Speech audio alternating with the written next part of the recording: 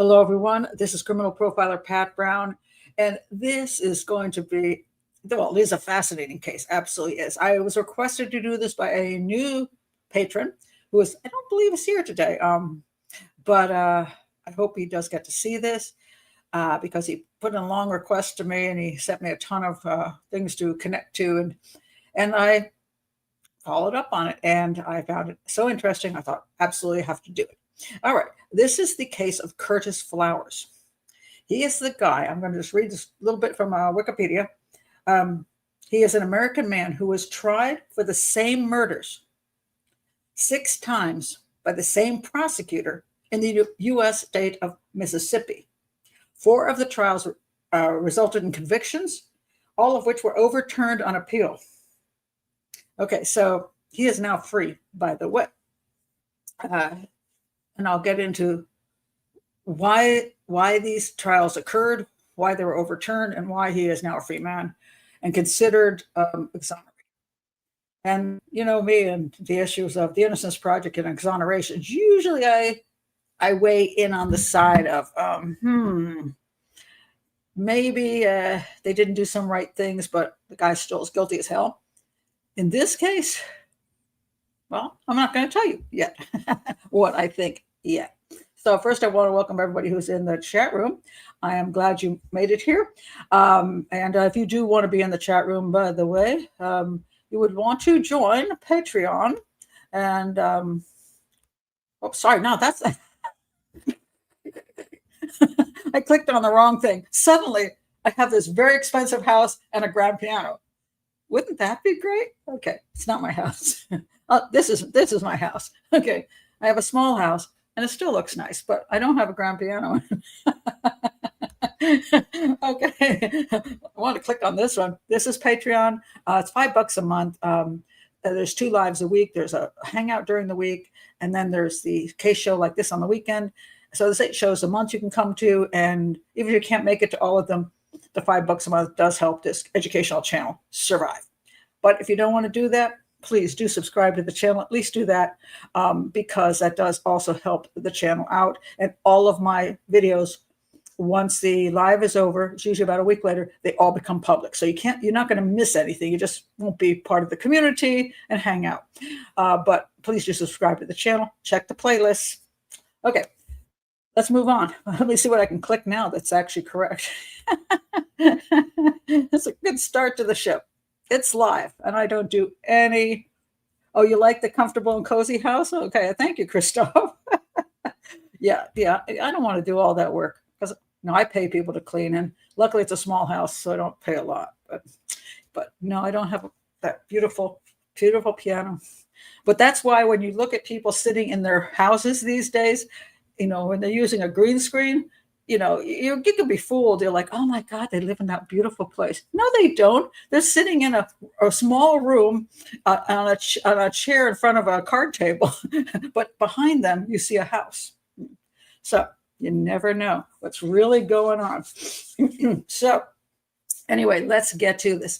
Let me show you where I got some of the information from, because this case, oddly, didn't really get much publicity. It's for a case like this, as crazy as it is, it's not much was ever really brought to light about it, but there are some things. Now there's a podcast, which is an award-winning podcast, and in this case, they made buku money off of this podcast, and it is called In the Dark. This is season 2. As you can see, I thought it only had like 8 parts when it was 16. So it's a very lengthy because they're very highly involved in this case and spent a good deal of time down in Mississippi interviewing people and all of that. And the main woman is Madeline Barron, and she's the one on the left. And then there's also Samara Freemark. And I guess maybe, I don't know, New York editor David Remnick. I'm not sure, but the main person is the one on the left. Now, I did listen, what you would call it, the podcast, but I did mostly do transcript because it was so long. So I would do this on the transcript, looking for things that I is particularly interested in. I found it. Some people who love podcasts would be happy with it. You could just sit there and listen to it in the car. Personally, I'm not a fan of Madeline's voice. It drove me insane. It's so sweet. And she sounds like she's like 16. Just me. I'm sure people maybe don't like my voice, but it made it hard for me to listen to, because I almost made it hard for me to find her credible because of her voice, which is kind of weird. But everybody else did. So, one opinion doesn't matter, because this is a huge podcast and people love this podcast. So don't listen to me. But that I found that, let me say what the podcast was about. She claims, as many do when they start the podcast, that they are unbiased. And I do not believe that for a minute. I find this a defense-driven, very biased podcast. I think her interest was in prosecutorial misconduct, racial bias, and just mostly that prosecutorial misconduct, also misconduct of the police, and racial bias, and that an innocent man is where she's pushing it. An innocent man was convicted and spent more than 2 decades in jail and prison for a crime he did not commit, and he was railroaded into being found guilty. So she definitely had, I found, an agenda. And one of the things that bothers me when people have such an agenda is they very carefully cherry pick what they're going to present. This is the problem with anything that's edited, because they say, okay, I went to interview these 10 people, and these 5 people, I didn't like what they had to say, but these 5 people I did. So that's what I'm going to present. At least in a court of law, theoretically, that you have 2 sides. And so that if the prosecution cherry picks something, so can the defense. So you at least have that back and forth. But when you have somebody presenting something, they can cherry pick all on their own side, and you never hear differently.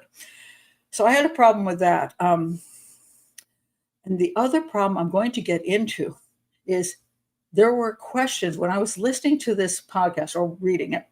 There were these questions that were driving me nuts. I'm like, if you are a journalist, which she claims to be, you're a journalist, not just a defense attorney. You're a journalist. Why aren't you asking these questions? So, and one of them is so huge, and you're gonna see what I mean when I say so huge. And when I get to that so huge thing, I will let you know this is what I was talking about. Actually, there's 2 huge things that sort of relate to each other. So I'm going to get into was it prosecutorial misconduct? I'm kind of on board with that. Was the police investigation as good as it should be? Maybe not. Was a racial bias? That's an interesting one. So I will. So I'm going to explain why it's a little bit like this. Is he guilty or not guilty? And that's what my show as a profiler is, not so much about the law as about innocence or guilt, and what does the evidence show us. And this is a really fascinating case about that. So that was the one of them. And the other one, which I just found out about today, which is why I started the show an hour late, along with the fact that I was picking up my granddaughter from horseback riding lessons. So I was not home. This is called Wrong Man, Curtis Flowers. And there's two shows. It's on season 1 and episode 3 and also episode 4. And it's like, so they're these guys who are a team, and they go down and they investigate. I actually liked it better as far as just understanding, not so much of the big issues of prosecutorial misconduct and the legal stuff, but about the crime itself. And I thought they were fairly even-handed. So I'll give them credit on that. They still didn't ask 2 of the main questions that I wish they had asked. And why is nobody asking these 2 big questions? But I liked it better. If you're going to watch something, you just want something easier to watch, it's very pleasant to watch. But the podcast is very long and involved. It's well done, but it's almost 12 hours worth of stuff, 16 hours, whatever the heck it is, unless you do what I do. Look at the transcript. So that's the basics. And so I'm going to get into everything now. Oh, you couldn't watch. You were watching football. Well, hey, okay. Hey, everybody see the boxing match last night? Just an aside. That was a spectacular. It was a spectacular event. Absolutely spectacular. If you're watching boxing, you know what I'm talking about. So I was up late last night for that. Christoph says, if there's a sign under you in a police photo and death is written underneath you, it makes you unsympathetic. That is that's a little extreme, isn't it? The furniture store one. Oh, yeah, there are. I don't know what it is about furniture stores. It's like, what's going on with furniture? This was, yes, I did a show on this. Harper knows. Into the Deep, the submarine murder case was so fascinating. Because they went in with the purpose of actually following the creator of this incredible submarine and accidentally interviewed the murderer. That was amazing. I love that. That was fantastic. Okay, let's get to it. Now, what happened in this case? I'm going to try to figure out what I want to approach first. But before, let me let you know what happened in the case. All right. Let me go down to the actual case. On the morning of July 16th, 1996, a retired employee of Tardy Furniture entered the store, and they found a very unpleasant scene. That's for damn sure, because there were dead people there. And where's my picture of that? It's gonna be a day I can't find any of my pictures. Let me show you a picture of the store. Oh, store, where are you? Okay. Must be here. Okay, there we are. That's Tardy Furniture, and you can see it is of the time. It's in a small town called Winona, Mississippi. It's like 5,000 people who live there. And what's interesting about the town is it's pretty much half white, half black when you're talking about the racial issues. Now, I'm not going to get into who has more money and more power in the town because it's probably obvious. But anyway, a retired employee of the Tardy Furniture store went in and found 3 bodies. Okay, he found the owner, and the owner was Bertha Tardy. Her husband, somebody claimed her husband might have set this up as a hit because her husband was nearly blind and was in a wheelchair, but they were having some issues. So he always came with her every day except the day she got murdered. Keep that in mind, So it's another theory, But that was the owner. That's Bertha Tardy. And then you have Carmen Rigby. I think that was the bookkeeper. And then you have, this is Robert Golden. And then you have this 16-year-old Derek Stewart, who was like an all-star. I forgot what sport he was in, but he was like popular kid in town working in sports, and so they all got shot. He actually survived the original shooting, but he died in the hospital. So, and without saying who did it, unfortunately. So they're all fatally shot, essentially. Curtis Flowers was suspected after police learned that he had been fired from the store 13 days prior to the murders. He also owed Bertha Tardy $30 for a cash advance on his paycheck. This is Wikipedia. I'm not sure how accurate this is. To tell you the truth. Let me talk about why he's no longer with the store. He was there for like 3 days, and there was a check that was actually on the counter when the people got killed for $82. And I'm a little confused over what the $82 check was for. He worked for 3 days. Now we're talking 1996. What was the minimum wage in 1996? Oh, I got to find that out. Actually, that might be important to know, because I'm pretty sure he got minimum wage because he wasn't doing things that were like rocket science. You know what I mean? Minimum wage in 1996. I can't spell minimum. In 1996 was. This is kind of important. No, in Mississippi. Try Mississippi. Okay, Mississippi. All right, it was what? What? Holy crap! Oh my God! Wow. All righty. That's a shocker. 1996, it says 1996, Mississippi did not have a state minimum wage law, so the federal minimum wage law applied. The federal minimum wage law rate in 1996 was $4.75 an hour. What the? Effective in October 1st, 1996. And then it went up after October 1st, it went up to $4.75 an hour. I get you buy a lot of stuff then. That sucks. So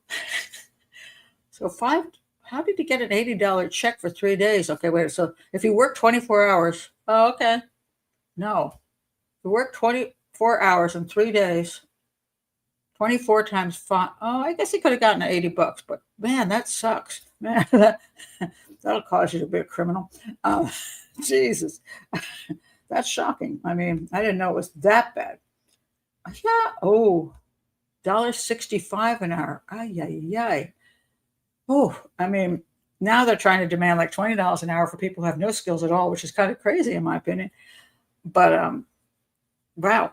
Okay, so now we know. I'm glad I looked that up because that was really interesting. So anyway, he wasn't making much money. He worked 3 days. And why did he only work 3 days? So apparently on the third day, what's her name? Bertha, the owner, said, hey, go pick up these batteries, a couple batteries. I don't know what kind of batteries they were, big things. And he went to pick them up, and he carelessly moved them and dropped them off the vehicle he was driving, and they got ruined. She was not happy. Apparently, I think they were, and this gets a little confusing, I think it was about $80 worth of damage.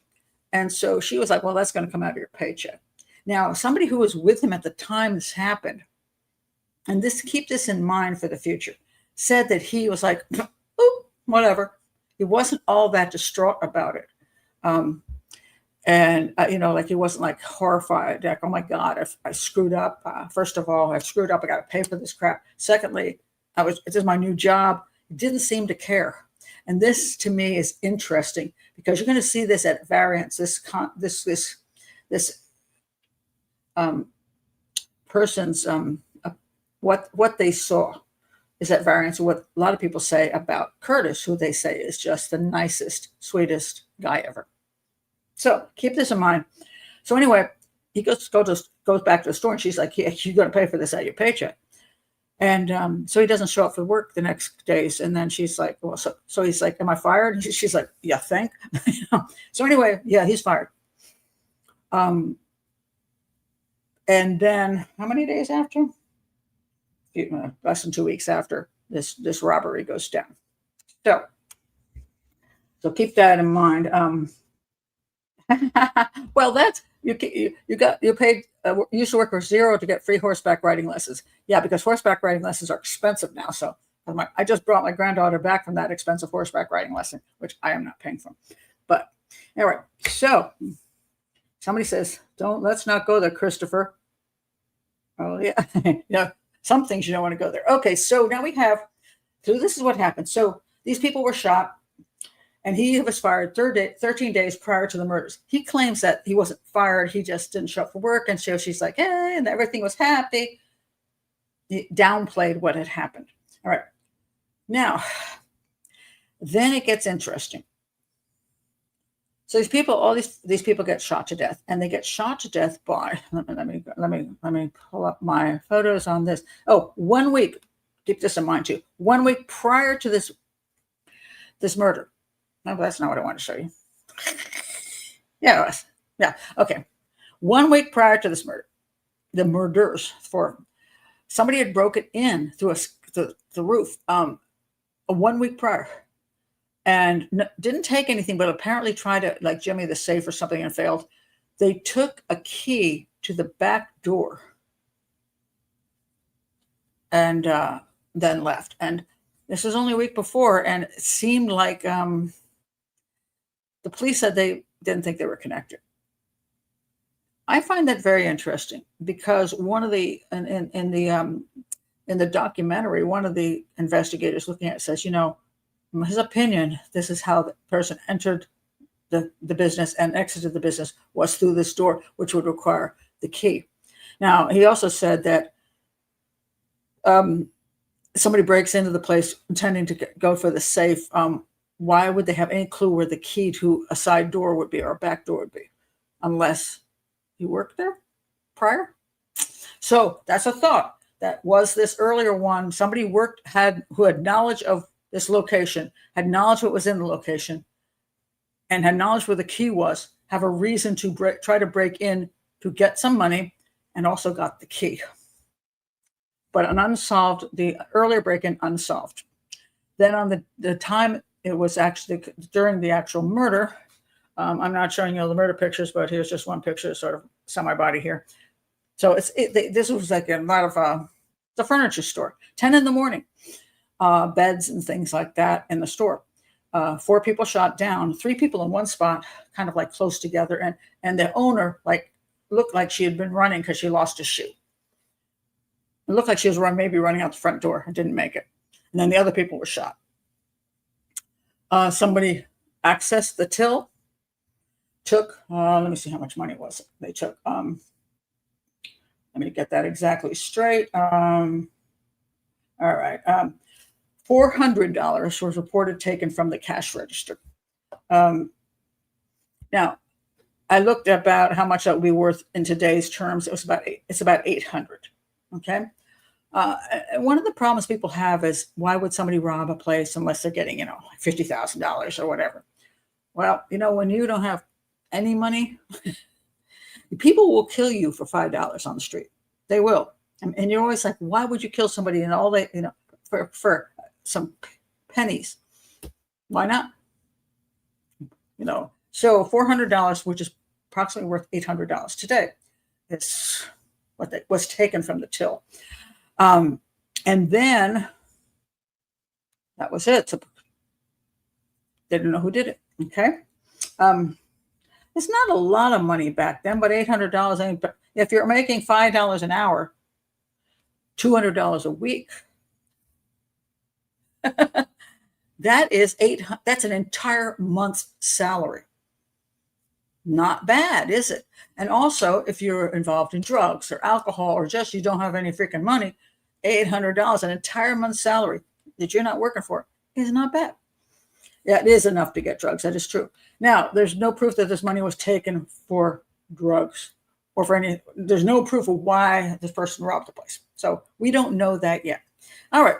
Now, they honed in on our friend here, Curtis Flowers, because why wouldn't they? So one of the issues in this case is this a case of a racial issue in this case? I don't believe in any way that the focus of the murder on Curtis Flowers was racial. I'll get into the jury selection where the prosecutor managed to get rid of pretty much everybody who was black for most of the cases. That's a whole other issue. But the actual murder itself, why did they hone in on a black guy? And they don't make, actually, some of I didn't think the podcast overdid it, that, they just want to pick on him because he was black, because there were actually good reasons to look at him. And I'm going to give you 2 other good reasons why it's not racial as far as the investigation goes. Prosecution, again, what the shenanigans played with the jury system, whole nother matter. Okay. He was an ex-employee. Now, they said they didn't know that they didn't say that the earlier break-in was connected, but they probably might have been suspicious since the guy took the key, and then later on, it looked like the guy might have come and gone through the back way, which means that may be the guy who broke in a week prior. And why would he know where the key is? Why was he breaking in at that point in time? Well, good old Curtis here. He was fired. He didn't get his money. Maybe wanted money. Okay, so there's a reason they looked at him, because you always look at an ex-employee as a revenge thing or access play, knowledge and all that kind of stuff. He had 0, as far as I know, he has 0 criminal history. Now, again,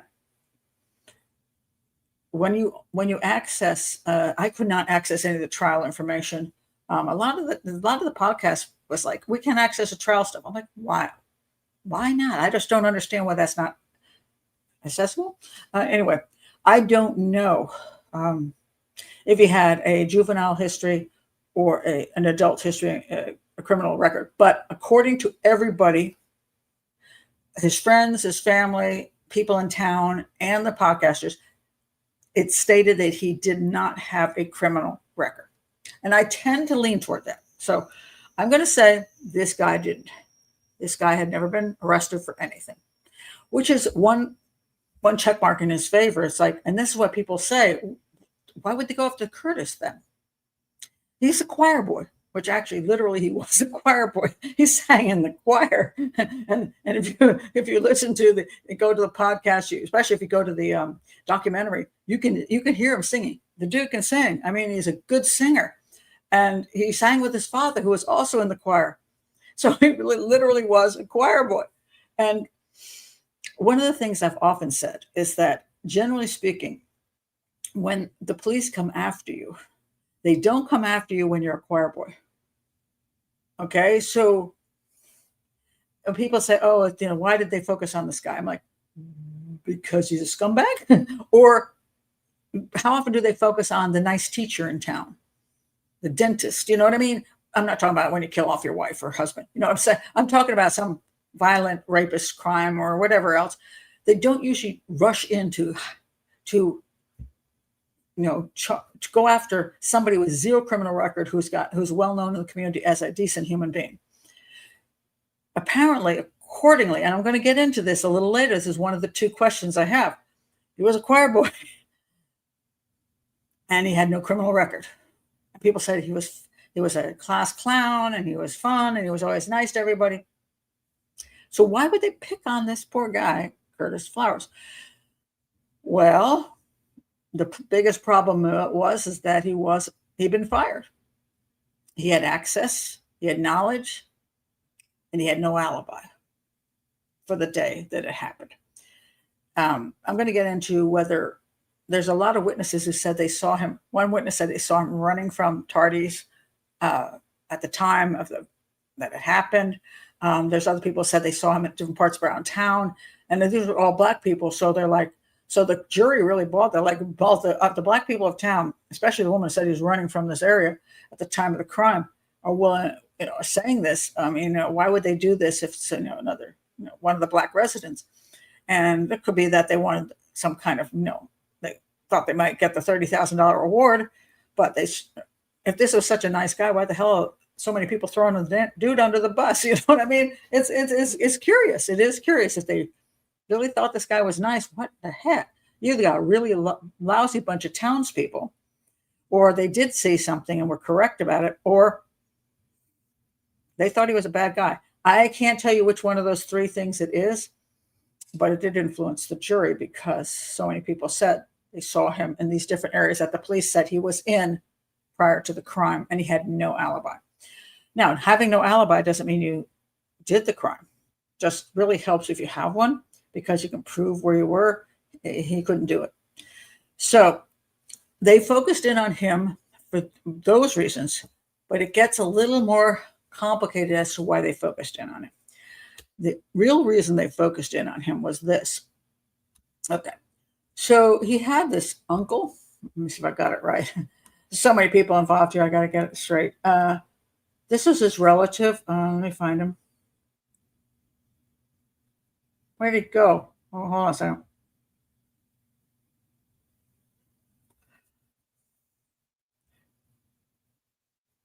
Hold on a second. you know my how I lose pictures and stuff. Where's the guy at? Why is he not here? Just a minute.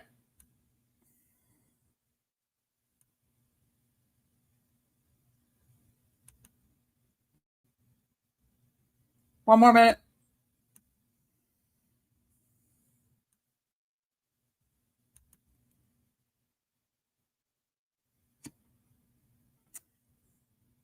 Okay. All back to normal. All right. This guy. His name is Doyle Simpson. Doyle was, I'm trying to remember now. I think his uncle, family relative, uncle, and a guy who's involved in drugs and lots of shady stuff. And he was once tied to a tree, and the guy shot him while he's tied to a tree.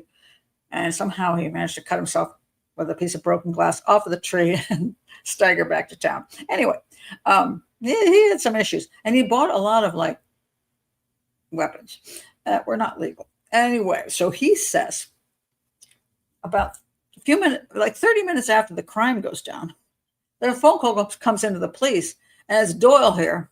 Doyle says, somebody stole my 380, which was, by the way, was the gun used in the crime scene, in the crime, 380. Somebody stole my 380 out of my locked glove compartment. What? So interesting timing. So of course the police can't help be interested in Doyle, who happens to be related to Curtis. So the question came down to, did Doyle commit the crime? Did Doyle commit the crime with Curtis? Did Doyle give the gun to Curtis, and Curtis committed the crime by himself? They had to be interested. So, a lot of times people say, why would the police do? Because the guy calls in 30 minutes after the crime and says, my 380 gun was stolen from my car, which was the exact kind of gun that was used in the crime. And the timing is a little bit suspicious. So it gets more interesting than that. Doyle Simpson, oh, the wrong guy. Sorry, that's the Curtis. Doyle Simpson bought the gun illegally. There was no record of the freaking gun. If there's no record of the gun being bought, it doesn't exist. Why does Doyle Simpson call the police to tell them that the gun was stolen out of his glove compartment if it didn't exist to begin with? Why does he say that? I'm going to go to the chat room just because I want to see what you think about that. I think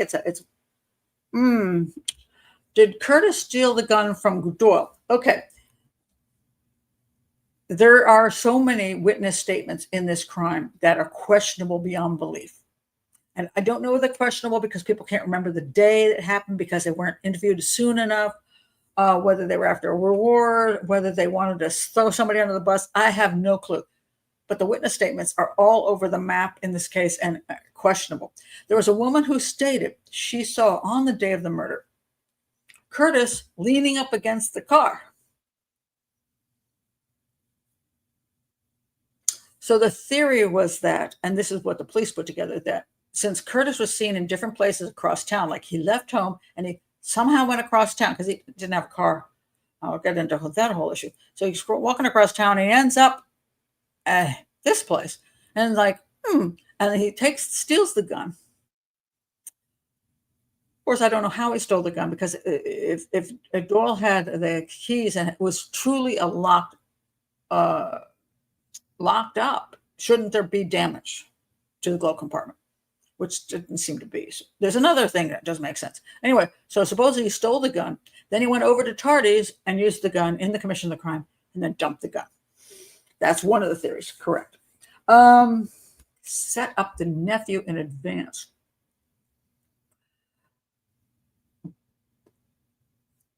Okay, let's look at that.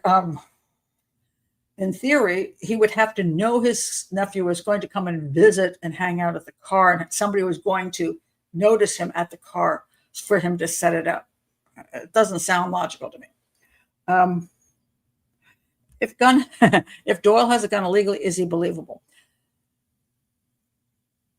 Not really, but on the other hand, considering he called the police, it was like within 30 minutes after the crime happened, that he's saying my gun was stolen. He had no reason to even admit he had the damn gun. So this to me is one of the key issues of this case I can't get away from. Now, if somebody claims, again, this is a claim. I think it was his own sister. Pretty good claim. But anyway, she claims she saw his car going toward the Tardy place and the 50 minutes later coming back from the Tardy place. And if he committed the crime himself, he might, well, why? Okay, even if he, okay, let's stop here. Okay. Let's say he actually committed the crime. He had once worked for Tardy, so he had some familiarity of the place. Let's say he was, I don't have any evidence that he needed extreme money at the time. He was whatever, but he wasn't exactly a non-criminal human being. So let's say he said, I'm going to go to Tardy's because I might have a few $100 around. It might be useful. So he goes there, takes his illegal gun, shoots everybody down. Since nobody knows he has a gun to begin with, wouldn't you just wipe the gun off, make sure there's no fingerprints, and chuck it in a stream? Why would you admit you ever had it to begin with? So for that reason, I do not think that he committed the actual crime himself alone. That makes zero sense to me. I've never locked my glove box. I do all the time. I have things I lock up in there. I do. Let's see what other comments on this. It sounds like the uncle is either helping his nephew or trying to set him up. And then TKM says, Doyle will be my first suspect. Doyle is suspicious. Okay. Curtis stole the gun from Doyle. Okay. Sorry, I'm itching my hand. Really itches. Okay. Let me think here as a profile. The Doyle has to have a reason for telling the police that his gun was stolen. Because if he committed the crime, he's just going to wipe the gun off and dump it because it's illegal. Why would he even go to the point where he even says, my gun was stolen? The only thing I can come up with, so I'm going to get into more of the case as we go on, but the only thing I can come up with is he knew who used the gun to commit the crime, and he was afraid that they hadn't gotten rid of the gun. That's the only thing I can come up with. And in that case, it would be Curtis. That he somehow the gun, they never saw any damage there. So I don't know if the gun was actually ever in the glove compartment. He could have, for whatever reasons, Curtis could have accessed the gun. And then he just claimed that at the time, oh my God was stolen. In case Curtis is found with it, he can say, wasn't me. Other possibility. I'm just going to give you a scenario because we're going to go through a whole bunch of more stuff. Theoretically, there was confusion whether he was actually at work that day or not at work. His sister really threw him under the bus. So I don't know what his sister had against Doyle. But anyway, she basically said, he didn't go to work that day. I saw him going to the store and back. Is it possible he picked up his nephew? He picked up Curtis. Curtis is like bitching. He's like, man, those people ripped me off and blah, blah, blah, blah, blah. And he's like, hey, dude, why don't you go in there and demand your money? And, don't go and demand your money. So he pulls up in the back. Curtis goes in. And all of a sudden, Doyle hears bang, bang, bang, bang. And he's like, holy shit. What the? He wasn't supposed to use the gun. It was just, And he flees the scene. Doyle runs away. And he's like, oh, my God. If they catch Curtis, so he calls in and says, my gun has gone missing. Because he never intended that Curtis would actually shoot anybody. There's a theory. And I'm saying it's supported heavily by evidence, but that's one theory I can come up with as why Doyle might be, quiet about why no, not quiet. Why Doyle would even admit he had the damn gun. You're confused? I was like, I thought that was funny. No, we're not in the case that was in the cornfields, but I understand why you're confused. Maybe he thought people knew. Oh, this is good, Harper. Maybe he thought people knew of the type of gun he had, even though it wasn't registered, and would point to him. Harper, very good. I like that because just because when you have a gun, sometimes you show that gun off, which a lot of times criminals do. They're like, I got this gun and you mess with me, And so they say, oh man, that's a 380 dude. Very good. I like that. That was good. That was good thinking. Let's see.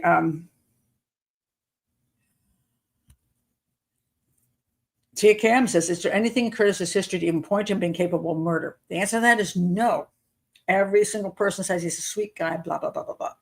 So no, there's no violent tendencies on his part. So you're like, hey, it wasn't him, you know?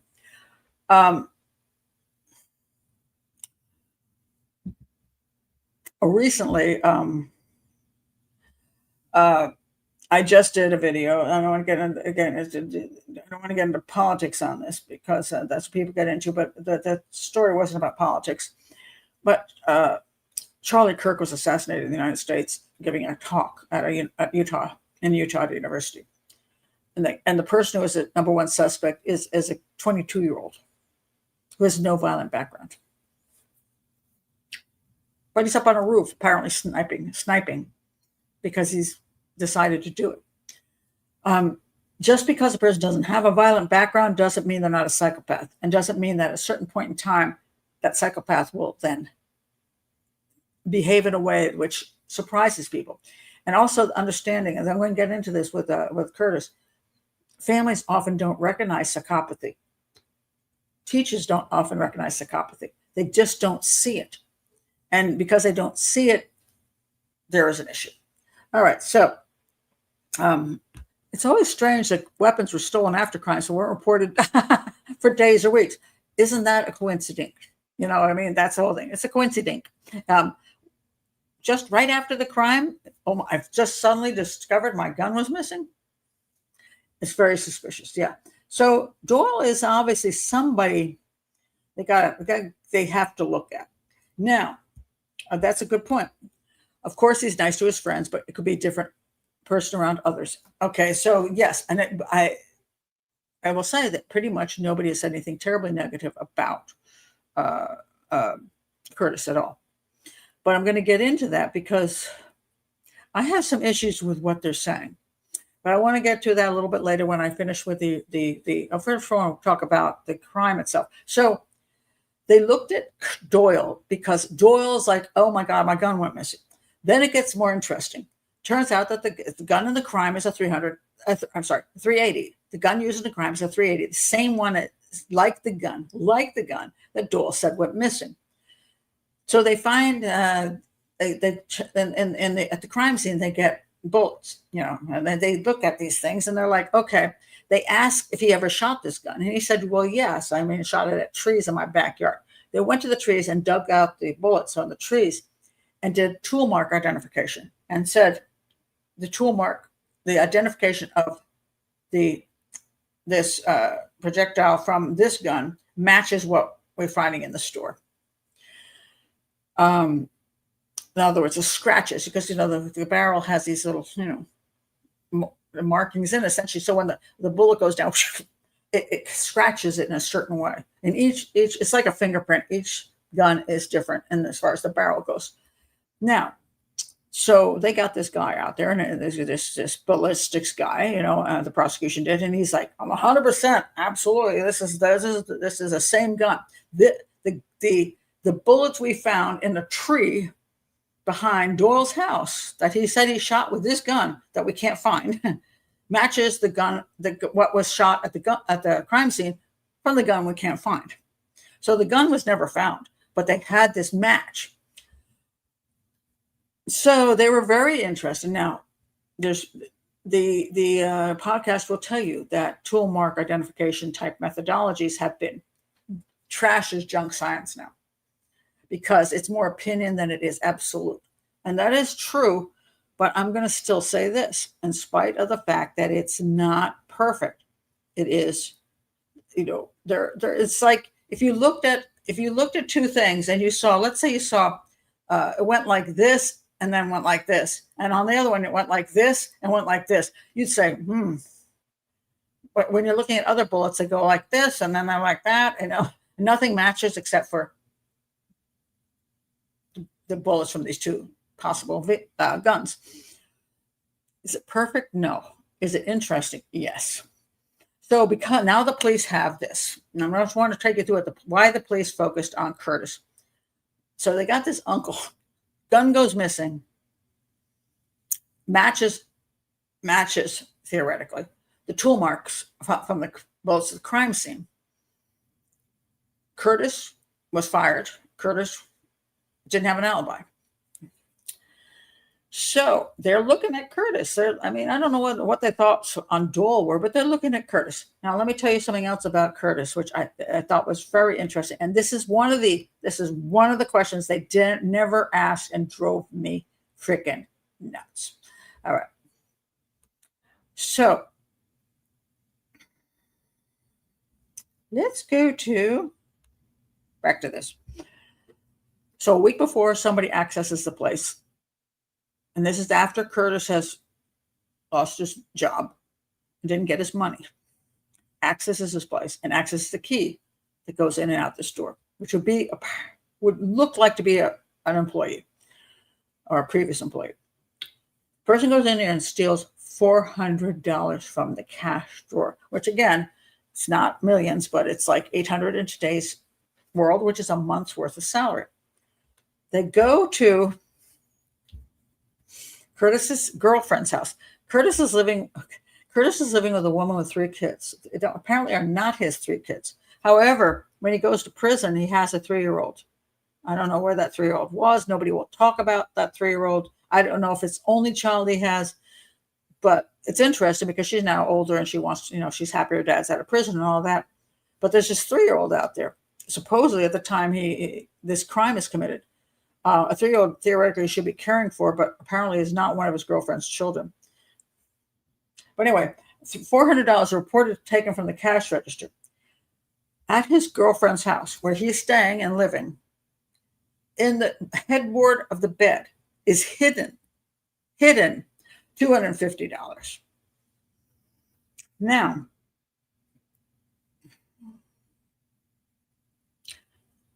$250 is hidden in the headboard of the bed. Now there is, let me see what there was, how much, let me see. I think there's actually information about what the numbers are on that. No, I had the numbers on that.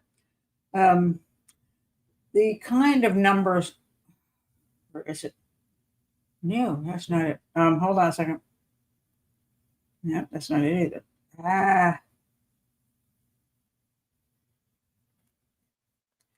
What missing on me? He had $100 bill. He had like a bunch of ones. There was a whole bunch of fives. Interesting combinations of things. $250 worth hidden in the girlfriend's headboard. Now, your thoughts on that? Okay, they compared. Okay, you're not dense Delphi. They compared the bullets to see if the bullets came from the same gun. They didn't have either the gun they didn't have the gun from the crime scene, and they didn't have the gun that was claimed to have gone missing from the car. But they had bullets from the tree he fired into, and they had bullets from at the crime scene that were fired. So they compared the bullets from both of those locations to see if they had similar markings that meant they came from the same gun. If they had very different markings, they would be from 2 different 380s. But they, according to the ballistics guy, who some people don't believe and think he's full of shit, the markings match. That's how that works. Okay, so sounds like bills that would be in a till. It does sound that way. It does sound like till money. But here's my question. All right. Okay, I want you to, here's my question. How well hidden? In they had headboards with cabinets and drawers. Okay, that's a great question, TQM, and I do not have an answer because nobody will freaking answer it. So one of the problems I have with both the podcast and the documentary, if you're going to do that, you're first of all, you're basically, for the documentary, you're commissioned. You're out there to do something. You're driving to Mississippi and involved in it. I'm doing a 2-hour freaking show. There's only so much I can do. if I'm writing a book or I'm actually involved in documentary where I'm going to location, I can get a lot more information. If you're going to do a podcast where you spend a year running around in that Winona town and you didn't ask these questions, I have an issue. Why does nobody talk about how the money was hidden in the headboard? That's a great question. I don't know. Are we talking about not really hidden? Are we talking about really hidden? I don't know, because nobody will talk about it. Did the girlfriend say it was her dollars? No, she didn't. That's a great question, Texas Reddit. She did not say it was her money. He said he got the money from, okay, I'm going to stop before he says where he got the money from. Where do you think he got the money from?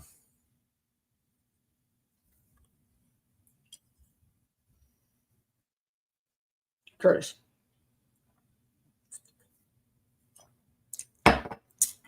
Maybe, I don't know. I can't say because I don't know. From his uncle. That's actually not unreasonable, Harper. Could be. Cash register, his uncle borrowed it. That's about $500 in cash. Borrowed it from where? Paycheck. What paycheck? He didn't get paid. Apparently, the drug issue, supposedly, again, I am outside the investigation, supposedly he didn't do drugs, didn't sell drugs. That's what they claim. He didn't cash his check. He went to work for 3 days, got fired, owed money, didn't get his check. Where's the 500 in today's money coming from? Now, I'm going to talk about the second problem I have. The first problem is stolen. Okay, the first problem I had with this whole issue about Curtis, and I'm not saying Curtis is guilty yet. I'm just simply saying I have a problem with the two shows. You have a guy who's been accused of committing a quadruple homicide in which it was a robbery of $400. $250 shows up, quote, hidden in his girlfriend's headboard. They say they can't prove it's from the store because they don't have the numbers. The store didn't have numbers or whatever it was, so they can't prove it was. But here's the other question I have is, why does nobody mention the denominations that were at the store? Because if it was 10 o'clock in the morning, chances are you set your till up to have enough change to accommodate people. So many ones, so many fives, so many tens, so many 20s, and it's 100 in there. I don't know what. Okay. You set up the till. Why does nobody know how the till was set up? Or why is nobody talking about how this till was set up? Because if you knew how the till was set up, you would have more of an idea where the money he had hidden in the girlfriend's headboard came from the freaking till. So that's one big issue. And nobody will talk about it in these documentaries and in the podcast. And if you're going to, even if you're going to say he's innocent, for God's sakes, you should have the ability to talk about the other possibilities and shoot them down. Shoot them down if you. So that's one. Nobody, as far as I could see in the podcast and in the documentary, nobody asked, where did you get that money from? If you didn't rob the place, where did you get the money from? He claims he got the money from savings, gifts. That's what he claims. Now, mind you, this is where I'm going to get to the second part of Curtis Flowers, which drives me nuts that nobody asked this question. So they asked, what kind of guy was Curtis Flowers? He's a choir boy. He's a really nice guy. He's very simple. Didn't do well in school, but he's very simple. He likes to fish. He likes to hang out with his relatives. He likes to drink beer. Just a kind of a country boy. Just a nice, fun, pleasant country boy. Guy's 26 years old.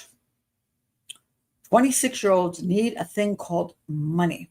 They need money to buy the beer. They need money to buy clothing. They need money to take the girlfriends out, pay for the children they're pregnant with, whatever. They're going to need some level of money. He apparently did not have a vehicle, as far as I can see, because he probably didn't have enough money for a vehicle. Why doesn't this guy have any money at 26 years old? It's because he can't keep a job. Nobody talks and nobody asks. Okay, if you're getting in there talking to the family and you're like, what kind of boy was he? And they're like, oh, he's the sweetest guy ever. Okay, tell me his employment history. Nobody asked the question. That's my first question. What was his employment history?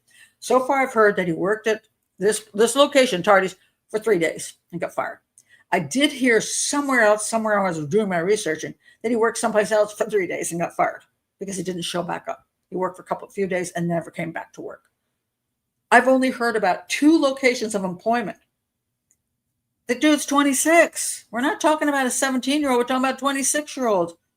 He's not been working for what? Since 18 years old. That's 8 years. He's got no employment history.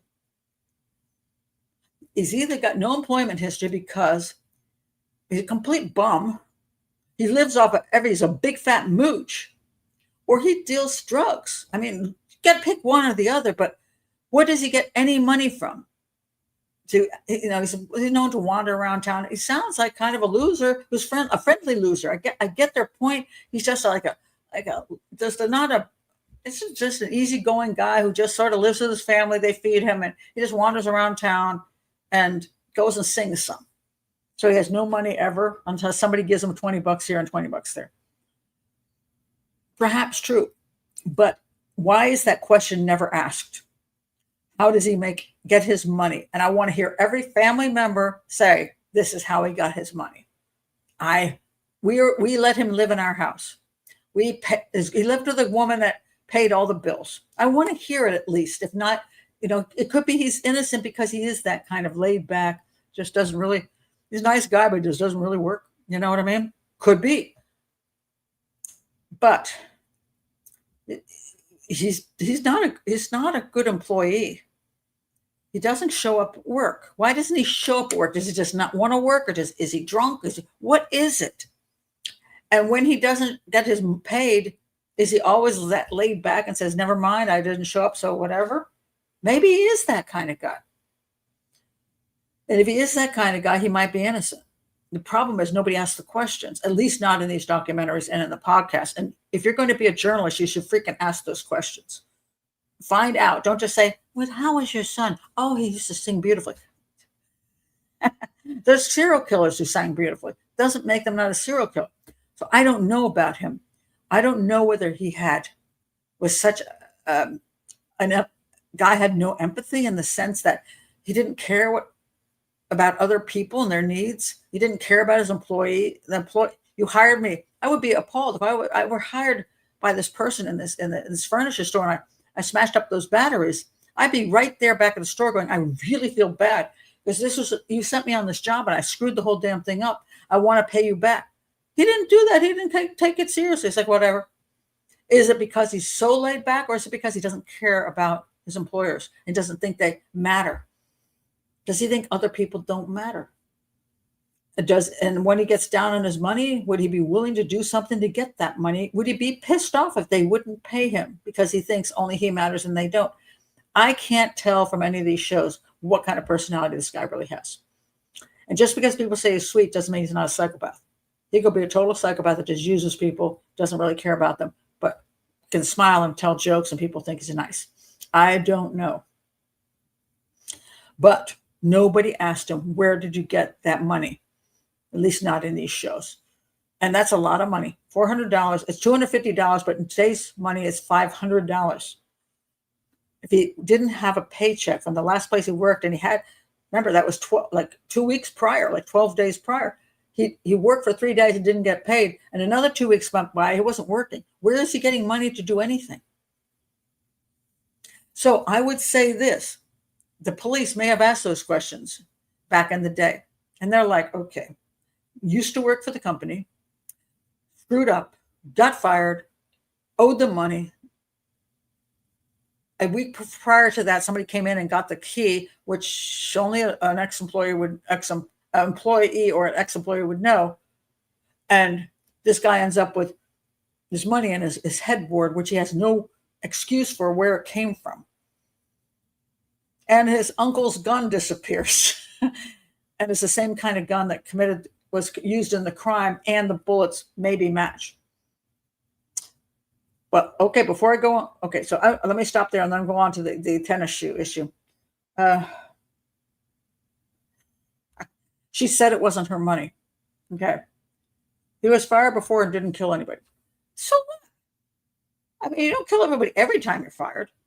Yeah, he was, as far as I know, he was fired once. I don't know anything about the other 8 years of adulthood. Yeah, just because you don't do it. There are serial killers who don't kill everybody they meet.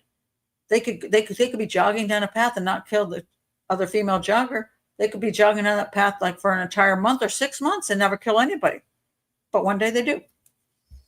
So I don't know at this point. That all I'm saying is they're not asking the right questions in these podcasts, because nice as they say he is and choir boy that they say he is, they're not answering the question is, where does he get his money from?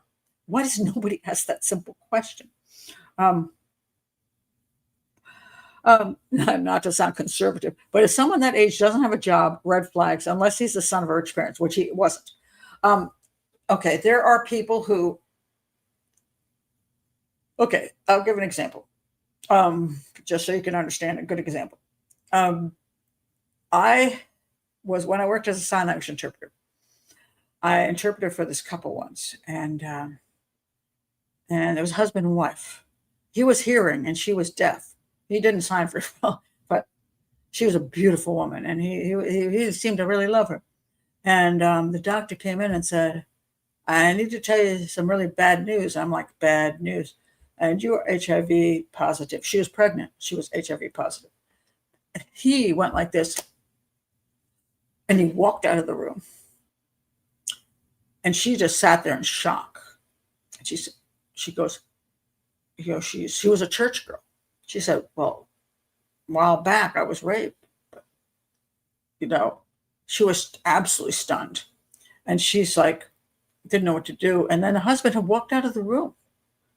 And I'm sitting there with her. I'm like horrified. I'm like, my God, This was back in the day when it was a death sentence, by the way. And he eventually came back in the room. And he said, interpret for me. And he turned to her and he said, you are my wife, and I love you. I will never leave you. And about cried, you know what I mean? It was so sweet. And he didn't leave her. She was pregnant. He ended up having one more child with her. And the children did not have HIV. And he stayed with her, and she eventually did die of HIV. And he came and lived in my house for like a month after she died. They actually lived in my house for like a year when she was pregnant. And then they left, and then they found an apartment, and then he came back after she had died with his son, and he stayed for another month with me. However, the reason I'm bringing this up was that guy, kind of like this guy. He was kind of a loser. He was a petty criminal.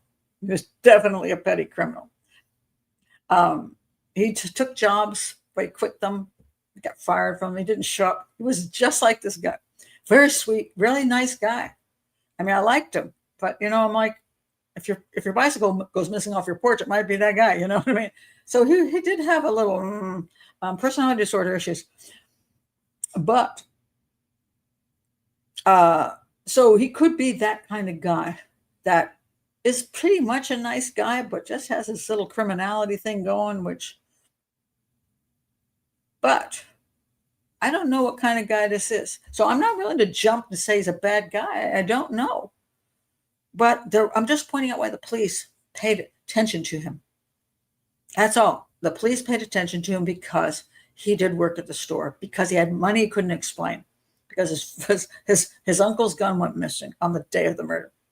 You got to look at him. That's the whole point. So, yeah. This is very true. The history of the suspect from childhood should be important. It should be investigated. Absolutely. And I don't know that it wasn't. It's just it's not in any of the documentaries. If you're going to call yourself a journalist, you're going to do a documentary or a podcast, you should ask the important questions. Where did he get the money from? I mean, it's one of those questions.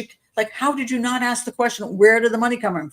Where did the money come from? If he's not working, where did he get the money? Ask the simple question. And the other question was, if he's not working, didn't get any money, what's he been doing for the last 8 years? Doesn't seem to have an employment history at all. How does he survive? That should have been asked in the documentaries, even if it turns out he's just a moocher and whatever else. The people like him because he's friendly, and so they just give him crap.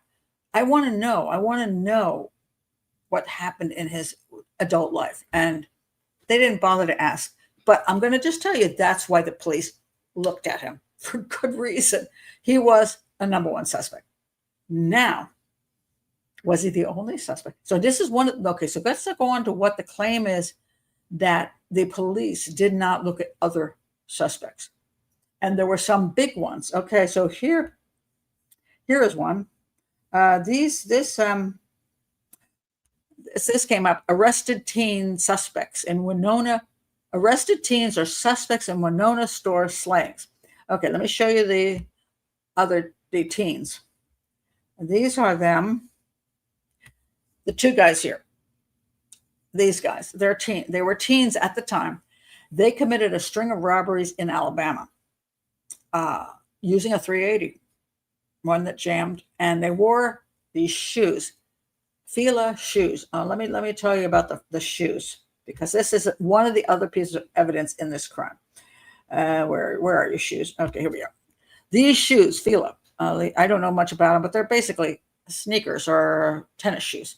Popular at the time, supposedly, and not that cheap. Not that cheap. There was a footprint left at the scene in blood that was from that tennis shoe, and it was a 10.5, I believe. 10.5 shoes. So turns out one of these guys was wearing those Fila shoes. They owned a pair, and they had a 380, and they're committing robberies in Alabama. Could they have come to this location and decided to, hey, I'll commit this crime? All right. So here's the problem with that I come up with. All right, let me look at this. All right, we have I'm sorry, we have Birmingham, which is where they committed most of the crimes, and we have Winona, which is 3 hours away. Now, 10 o'clock in the morning crime. I have a hard time believing that these two guys who have lots of places to commit crimes in Alabama would drive break of dawn to Winona, choose a furniture store at 10 in the morning as a robbery. Not a liquor store, not a gas station, which is what they usually picked, but they're going to pick a furniture store in a tiny, small town as their robbery place. It doesn't make sense to me. So they were thrown out there as, hey, it could have been these guys. Now, I want to point out, what race are these guys? They are black. So are they only looking for black suspects? Why why not? Maybe the wife of, the owner and her husband, who somebody both think committed a hit, and he was white. Why not him? Why are they focused on black people only? Because probably, first of all, the hit by the husband is just not viable as a theory. So looking at a robbery, and the other thing they're looking at is that it was targeted, and the person appeared to know the place well, which is why when in the documentary, one of the investigators said this guy was an employee or an ex-employee. He knew the place. These guys are from another state. They were terrible criminals and killed people, but they weren't from Mississippi, and they did not know the furniture store. So just, there are a lot of coincidences. There really are. People say there's no coincidences. Absolutely, there are. 380, first of all, is not the most unusual gun that ever existed. It's actually a part of the Saturday Night Special kind of thing. Fairly cheap gun. It's an automatic. There's only so many guns people who don't have a lot of money buy, and that's one of them. Works well enough. And these tennis shoes are apparently popular, so that another criminal might wear these tennis shoes is not unlikely. So what about the tennis shoes? Let's go back to our suspect, or who is now no longer a suspect because he has now been exonerated. But let's look at Curtis. When they went to the girlfriend's house, along with finding the money in the headboard, they found a box it was empty. It had some Christmas ribbons in it, actually, but it was the same shoes as were used in the scene, and the same size, which was 10.5, which was also his foot size. One more thing that they're like, oh, come on now. And she claimed that, oh no, these belong to my son, who must, I guess, I'm trying to figure out, he's 26. She has 3 kids and a son who is big enough to wear those shoes. I don't know if he was with her because she was taking care of him. That's all I can say, but I don't know how her son was, but by the time you get to that foot size, you're probably at least a teen. And supposedly he wasn't even in the home at the time, so he was like grown. She claimed that her sons, and he's agreed that those were his shoes that were no longer in the box. They had bought that. The box was still there. He had the shoes. Blah blah blah. What question do you think nobody ever asked in these shows? What's the other thing they're not asking about the stupid tennis shoes?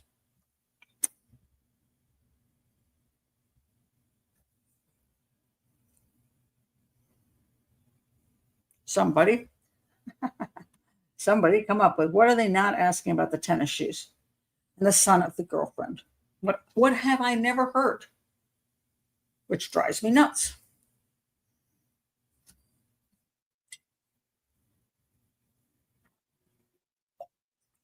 Somebody. Not the blood. Mm-mm. They did not. They had blood at the blood. There was. They had no gun. They had no shoes. The receipt doesn't really matter because it was. Yeah, I take that back. Okay, I'm sorry, Liz. You're correct. Well, when were the shoes bought is the issue. Most of us don't keep receipts, and I don't know. In 1996, if you didn't buy it on credit cards, you wouldn't have a receipt. So they may not have proof of when it was bought. Did Curtis ever own any? This is a good question. Now, here's one of the things they said. He's a choir boy. He sings in a choir. They said he only wore dress shoes. Like, the guy goes fishing in dress shoes? Get out of here. Everybody owns a pair of tennis shoes. I don't care if you love dress shoes and you wear dress shoes in the evening, dress shoes at church, dress shoes when you're in the choir. You do not wear dress shoes because they're not that comfortable. Every day when you get up, you don't put dress shoes on, especially if you're going fishing and hanging out with your buddies. You got to have some. Now, some people said he did own that kind of shoe, but there's no proof that they're telling the truth. The wear pattern match. Well, the shoes don't exist. Here again. But a good question. I'm saying Texas right here. All right. The shoes, he doesn't have any shoes in his possession. The son of his girlfriend, who the girlfriend claims were his shoes, where are those shoes? They're expensive shoes. Did he throw them away? What information don't we have about the girlfriend's son's shoes? Where are they? Not necessarily the killer's shoes, but where is the girlfriend's son's shoes? But there's a more important question, which nobody seems to be asking. What size foot does the son have? Now, this is pretty simple. If the son had exactly the same size foot, well, then it's not. It's like, okay, it could be his shoes. Why is nobody saying he's got the same size foot? Maybe because he doesn't. And that makes me wonder. When people don't tell you information, I wonder what's missing. And when somebody's doing something in the defense mode, they don't ask the questions that they should ask. So I don't know. Now, the person who committed the crime would likely throw, if they stepped in blood and they had it on their shoes, and they had that $400, they might just chuck those shoes someplace, which would be wise. Throw them in get rid of the shoes and buy yourself some new ones. But so the shoes are likely gone, but the shoebox was his size. Was the shoebox the son's size? Because I just don't know. They're not asking enough questions. No. And on purpose. Usually the problem is it's on purpose because the answers will ruin the whole agenda thing. That's what concerns me. So now let me get to this other character. And this guy's a psychopath beyond belief. No question. And they brought this up in the podcast and it was great. This is my favorite episode of the podcast. Where's my psycho? Yeah, I can call him that. All right. This guy, woo, that guy. Oh my God. His name, let me pull up his name here. What did I do with it? Hold on. No, I gotta find him. I took his name off when I put his picture, fit his picture in the spot. Where are you, buddy? There's a whole, okay, here we go. His name is Willie James Hemphill. And the podcast is trying to make it out like, hey, definitely could have been this guy. And there's a good reason why they are pushing him as an alternative suspect. So one of the things that happens in these trials is if they weren't allowed to present an alternative suspect, then the prosecution is it was unfair. This was done in the Adnan Syed case too. Oh, this name was scribbled on a piece of paper. That was an alternative suspect. They never investigated properly, and they didn't let the defense know about. Therefore, now I'm not saying there's not prosecutorial misconduct, but the question is this guy the real killer of the 4 people? Okay, this guy is a total piece of garbage. Okay, I got nothing to say nice. What's his name? Willie? Sorry, Willie. You're a psychopath. 100%. He's done so many crimes, it's ridiculous. And I think he's up for rape now too. So anyway, not a nice guy. And when some of the comments he makes when they're interviewing him, crude, rude. I mean, it's like, whoa, that guy's. They handled it very well. I'll give the podcasters credit, because when he's saying things to them, they were like, okay, and that was really crude. Anyway, but he cooperated with the podcasters for a while, telling his side of the story, and then he got pissed off at them. So, but he is a psychopath, and it appears he might have been in town and seen on the street of the homicides at around the time of the homicides. He's a great suspect. Now, what they say is that there was only a small little piece of information written on some little scribbled thing about that he was interviewed, and they tossed him. Then they tell the story about this guy, that apparently when he was in town, police just descended upon his place and grabbed him and brought him in for questioning, like a whole bunch of whole piles of police cars and everything. And I think they might have claimed the FBI was in there. I don't know. It was true. But anyway, police cars rolled in on him, took him off to questioning, because they're like, we think you killed the people at the furniture store. He lived right near the furniture store. No question about it. He lived near the furniture store. He claimed that he was out of town at the time of the murders, that he had driven to Memphis, which is 2 hours away, to go to a mall. Makes you wonder. But there are some places that are so isolated that people will drive 2 hours to go to a mall. And he claimed he at the time he said, go look at the video at the mall. You'll see me there. Later on, he claimed, I think there's a podcast, I can't remember, but he claimed this woman went with him, and she would, testify that she was at the mall with him. And then we went and talked to the woman. She says, we didn't go to the mall. She says, we do go to the mall. So they actually are willing to drive 2 hours to go to this mall. She goes, we've gone there, but not that day. That day I was in town. I was shopping. When I came out of the Piggly Wiggly, somebody said to me, oh my God, did you hear that they just had a shooting at the furniture store, Tardy's? And so she said, no, we weren't at the mall at the time that shooting went down. So she killed this alibi, theoretically. Now, this is years later, mind you, and I don't know what issue she had with him. The problem with a lot of witnesses is you never know if they changed their story. Like in this case, there are all these witnesses that, like dozens of them, that claim they saw Curtis at these different places in town and even running away from the crime scene. And then most of them recanted, except for the one woman who said ran away from the crime scene. And then when the podcasters came in, she even said, okay, I didn't say that. I mean, I said that, but I didn't, it wasn't true. So everybody recanted, including the jailhouse snitches.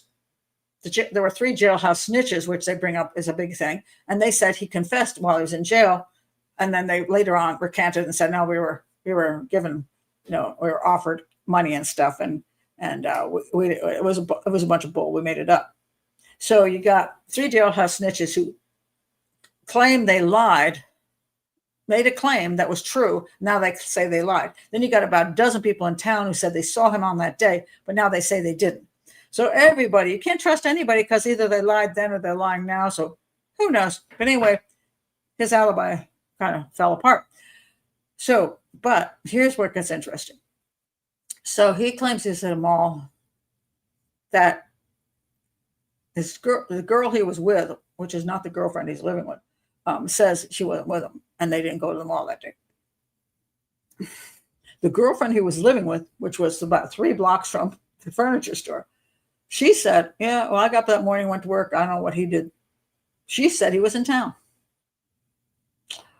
Somebody said they saw him on Front Street, which was the street the furniture store was at. And guess what he was wearing on his feet when the police brought him into the police station?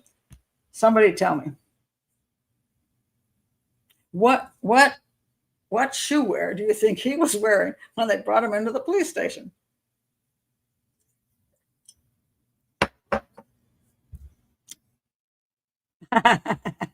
Exactly. He was wearing those. Yep. Those exact shoes. Yep. You got it. You got it. All right. He was wearing those shoes. And he said they brought him in. They asked for his alibi. He said, hey, I went to the mall. You can check the video. And then they took his shoes from him. And they let him go. Even though there's a witness said he was on Front Street. Later on, the girl said, the girl he was living with said he was home that day. The other girl said he never went to the mall. But he said, go check the videos. Why do you think? Oh, I don't know, Clarissa. I don't know. Why do you think they let him walk? Why do you think this guy, who is okay, this is where I want to point out the most interesting part of this, in my opinion. This guy had a criminal record a mile long. He was a nasty piece of garbage. They knew who he was. They knew he was a career criminal. They knew he was a psychopath. They had this guy within a day or two of the homicides. Right up front, the same time they had Curtis, they had this guy. Now that is the question. Were the shoes a different size? First of all, I think the killer would have thrown away bloody shoes. So I'm going to say the shoe bottoms were clean. And they must have been the wrong size. Nobody will ask that question in the documentary or in the podcast. If you're going to say this guy could have done it, why don't you find out what about those damn shoes? Because if they had this guy or Curtis, who would I put? Who I would think it's more likely this guy. My God, this guy is a complete criminal, nasty piece of work, and lives right near the place. He would rob somebody and he would kill somebody. I don't question that at all. So if they had a choice between him and Curtis, they would be all over this guy. Who do you think would be easier to prosecute in a court of law? This guy or Curtis? Who do you think would be more difficult? I don't think that's true. That's not true. This is what they try to get you to believe. They had a sight set. No, they didn't. They had evidence that said Curtis got fired. Curtis owed money to these people. Curtis didn't have an alibi, and his gun went missing exactly at the time. That's called evidence. Now, it might not be circumstantial evidence and all that, but there's a reason they looked at Curtis. But they had Curtis, and they also had this guy, which I never heard. I mean, I was surprised that this podcast actually brought him up, which I thought was great.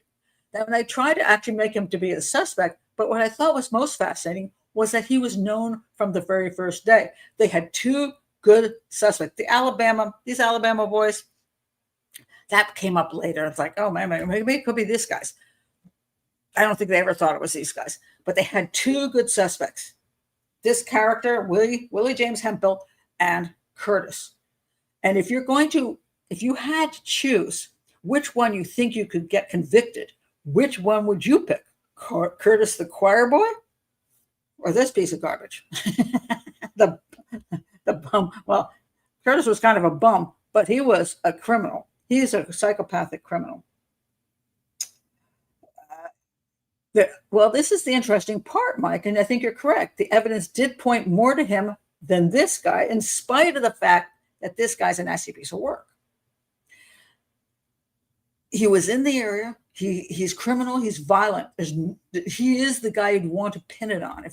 And that's my point. If you wanted to pin this crime on somebody, yeah, pin it on this guy, because the jury would be all over this guy. Yeah, okay, I'll put him away, But the problem I think they ran into was, and nobody will talk about it, is probably the shoe was the wrong size. And so the shoe was one of the big issues. And also, was he in town or wasn't he in town? I don't know. He said, go look at the videos. Maybe they actually did look at videos and he was actually in that freaking mall. I don't know. But my best guess is that the feelers were not the right size. And so they just said, okay, you take off. And therefore, their only suspect went back to Curtis Flowers. So all I'm trying to say is, yeah, he's a much better fall guy, for sure. Much better fall guy. Oh, that's interesting. Good. That's a really good point. Wait a minute. I like that point. Treads perhaps worn. That may be that, depending on how long you had the shoes, that they wouldn't have made the impression if the treads were really worn. They're looking at it going, yeah, it's not even close. Also possible. All I want to point out is that when you look at this thing and say, did they just jump on Curtis and make him an easy fall guy? No, they had reasonable reason to believe it was Curtis, because they had this guy who would have been a much easier guy to railroad. If you're going to railroad somebody, pick this one. But they didn't. They let him go in spite of the fact that they did look at him. I thought there were no other suspects, and it's not true. He was right there right away. They did look at him. So it's a lie that there weren't other suspects. These guys came a little bit later and they did have 380s and some the shoes, but it wasn't very convincing. He obviously did not have any access to that. He could have robbed the place and found the key so he could get back in. As they said, it was hard to find the key. Where would you know where the key was to those doors, to the back door? So it wasn't likely him that did the break-in. And it looked like a person who had connections to the location, had worked there, and he had not. So they didn't have him on anything scumbaggy that he was, but they did have him as a possible suspect. So they could have, if they wanted to push something. But what happened was they let him go because I guess they didn't have anything that matched him. I'm guessing the shoes did not match. And they're back to Curtis, and they worked overtime trying to prove that Curtis did it. I'm not saying that I approve of all of the stuff they did, so I'm going to get to that now, as to what they did to Curtis to try to prove it. If it does not fit, you can't convict. Yes, you cannot. So now we're at this point where he's been eliminated for whatever reasons. They've been eliminated. They're back to Curtis and his squirrely uncle who vanishes after the crime. Now, Curtis also moves to Texas to live with his sister and supposedly works in Albertsons. But again, they don't say how long they worked there. Probably 3 days. But I don't know what happened to that 3-year-old baby had. So she's kind of gone missing. But until she's grown now and she has her own child. But so now we go to, is there proof Curtis did it? If I were in a court of law. Now, let's go back to what happened in the courtroom. I will say this about the prosecutor. I think he needs to go away. I mean, the prosecutor, I think, the prosecutor is a prosecutor in a small area. He's he's got the political punch. He's got his own little investigator that runs around with him. Do I think he's manipulative? Yes. Do I think he pushed past what he should do legally? Yes. Do I think he got jailhouse snitches to snitch and make up a story? Yes. I do. I think that can't quite trust that guy. I think he believed that Curtis was guilty because he checked out the other people and found that the other people were not likely guilty, but he probably thought, was it him alone? Was it him with his uncle? How did he get the gun? Maybe he got the gun earlier and the uncle realized it was missing. Oh my God, I hope it doesn't. They probably didn't know exactly how it all went down. or whether the uncle was totally involved and drove him over there and said, hey, go get your money, dude. And then heard the gunshots and drove off because he was like panicked. And then all these things are possible. I don't think the prosecution tried to talk to all these people in town and get their statements about how they saw him. And they tried to make a little map of how Curtis went across town and did these things. Went this way to get the gun, then went back this way to commit the crime, then went back this. I think it was probably highly exaggerated, and I don't know that I believe it as far as the veracity of every one of those people saying that this is where he was. I don't know who to believe at this point, because if you lie once, I don't trust you. So you say, oh, I did lie then, but I'm not lying now. I don't know if that's true. I just know you're a liar. I don't care what your reasoning is, whether you're afraid of the police, whether you thought you're going to get $30,000 reward. I don't know. You don't like Curtis. You do like Curtis. I don't know what your issue is. I don't know whether after all these years you told the truth, but now that everybody thinks he's innocent, you don't want to be on the wrong side of history. So you're like, okay, I was forced into it by the police. I have no clue who's telling the truth at all. But I can say this. I think that I did not like the prosecutor. I did not. So let me tell you who this guy was. State District Attorney Doug Evans. He's the guy that people don't like, and for good reason. He prosecuted all 6 of Flowers' trials, all of them, 6 of them. Same guy. The first through the 3rd trials ended in convictions, but were overturned by the Mississippi Supreme Court. The first 2 because of prosecutorial misconduct, and that was the way he got the witnesses to say stuff that they think. And then the jailhouse snitches, which the jailhouse snitches, you never believe them anyway. The 3rd because District Attorney Evans was found to have discriminated against Black jurors during jury selection.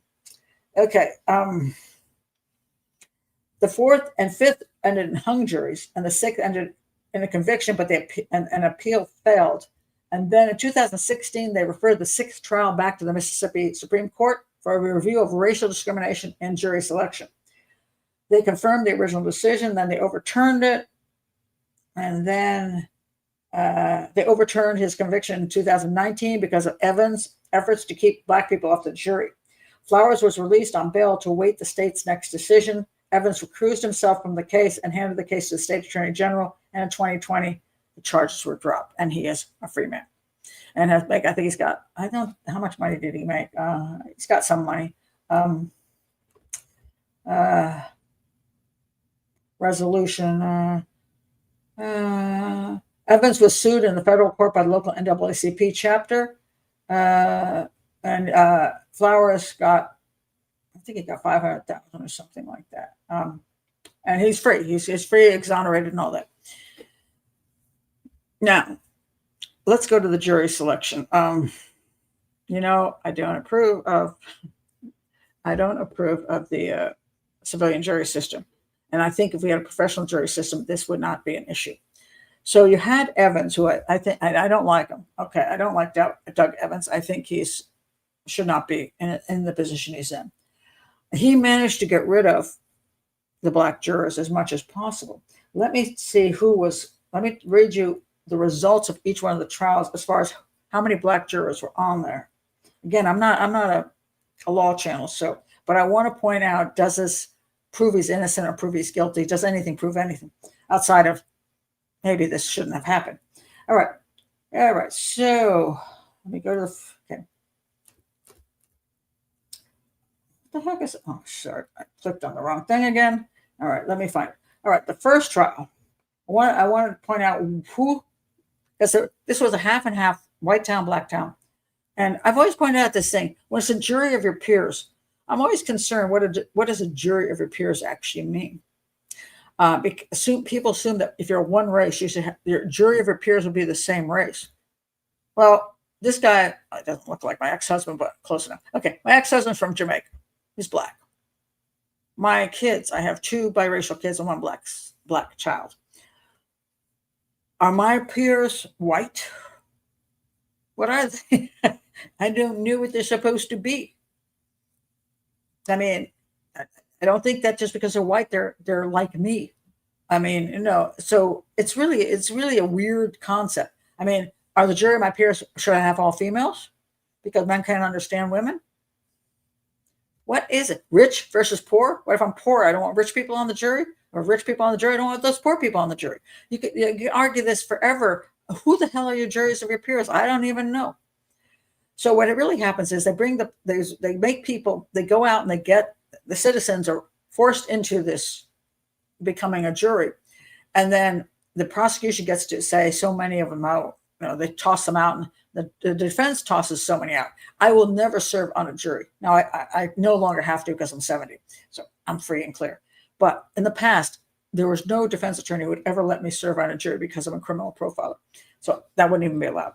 So there's if you have people like my son went once, and he was like, they're like, do you have any, a defense attorney asked, do you have any relatives in law enforcement? He said, yes, my sister's a detective. Thanked and excused. He was gone just for that. Anyway, first time he was tried. Wait a minute, where's the, I'm looking for the, shoot, no, hold on a second.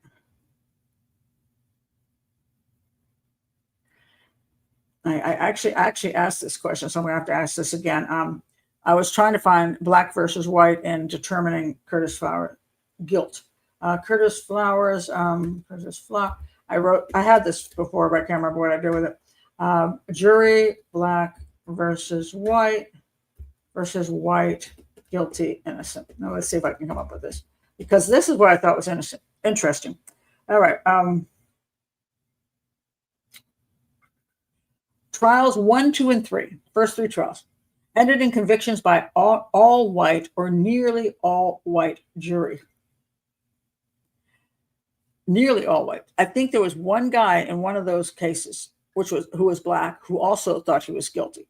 So all white found him guilty. Next one, all white found him guilty. All white plus one black guy found him guilty. I think that's the way it worked.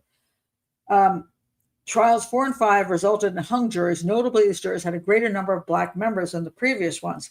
There was one of them I know had 7 white jurors and 5 black jurors, and 7 white jurors found him guilty and 5 black jurors found him innocent. That should not happen. Okay, that should not happen, in my opinion. If it's a professional jury, it should be, for the most part, everybody pretty much agrees. Maybe one person could be a little off, but if you got that much of a difference, what we're seeing is a racial issue, most likely. Either the whites are racist against blacks and just will convict a black person just because they think, well, they're black, they're guilty, or the black people are saying, hey, just we're going to let this guy go because he's black. So that can happen, and it can be an emotional, it can be a racial thing that happens in civilian juries, because they're only there once in their life, and they're put in this situation where they bring along their culture with them, and that's unfortunate. Trial 6, the final conviction came from a jury of 11 white jurors and 1 black juror. That's the one, that's the black juror that actually found him guilty. And so then it was overruled. A whole bunch of people are involved in overturning it because it is true that Doug Evans, the prosecutor, did everything he can to keep black people off the jury. So, was he racist? Was he a prosecutor? This is the question. Because just like the defense will get rid of people like me, a profiler, because I will not help their side. I think the Doug Evans, who I believe Curtis was guilty, wanted to see this guy put away for killing 4 people in cold blood. And he was going to damn well be sure it happened. He was going to make sure that he had jailhouse snitches, even if they weren't telling the truth. He was going to make sure those people in town said they saw him, even if it wasn't quite true. And he was going to make sure that there weren't too many black jurors on those juries, because he felt like even one black juror, for the most part, can flip the whole thing, because in the US, all you need is 1 out of 12 to have a hung jury. So if you have 11 people who believe he's guilty and one person says, no, I don't think so, it's a hung jury, and it all goes to hell. And if you think that it's going to be that one person might do that because of their race, then you might want to keep that person off the jury. And And although that one jury, the one black guy did go along, so Doug was probably like, well, that worked out. But the other time when it was 7-5, 7 white people, 5 black people, 7-4, 5 against, he was correct about that, that if he let those 5 black jurors on, the case was going to be hung. So I can't say he's racist, but I can say that he was making the usual kind of choice a prosecutor or a defense attorney will make in order to get the result he wants. Now, is that correct? No. Apparently, the problem was in this case was that Doug Evans, you can strike somebody from the jury, but you can't make up lies about why you're striking them. A drug jury, I'm going to say Doug Evans, I think, was an unethical prosecutor. Unethical. He needs to not work in the field. I don't have a problem with they found him unethical, and therefore they had to overturn the cases. I don't have a problem with that at all, because I understand what he was doing and why he was doing it, but I think he did it in a legal manner, in an unconstitutional manner. I mean, just because you think something is true and you want to get justice for 4 people doesn't mean you can do what he did. So I understand the overturning of all the cases, and it's a good example of, first of all, we have to be honorable when we are prosecutors or defense attorneys, and secondly, why we need a professional jury system so we don't have this nonsense. But so it was overturned, and also I think Doug Evans was unethical as a prosecutor, which is why they had issues with what he did even before the jury issues, because of the witness testimony that he seemed to create, especially the jailhouse snitches, which I do think that was pretty crooked. So, yeah. And it's unfortunate because that should not be the reason he was found guilty or innocent. Shouldn't depend on a crooked prosecutor, an unethical prosecutor, which I think Doug Evans absolutely was. Now, John Johnson, I think the guy that did the investigating, he won't talk to anybody. But would you, after all this nonsense, would you put yourself out there to be crucified? Probably not. I don't know if he was a good detective or a bad detective. Don't know. But I understand the overturning. That's a technicality, as I point out oftentimes. It does. I don't believe you can. I don't think you should say somebody's innocent when you're overturning something on technicality. I should simply say that the prosecution was unethical and unconstitutional. Therefore, it's been overturned, and he is being released. That's it. You don't have to say more than that. Now, is it fair to him that he didn't get maybe a proper trial so he could prove his innocence, or not, at least not be proven guilty? Yeah, I mean, generally speaking, if he's innocent, I mean, he got screwed big time. I mean, he should never have been arrested. He should never have been prosecuted. Do I think there was enough evidence to prosecute him is another whole issue. I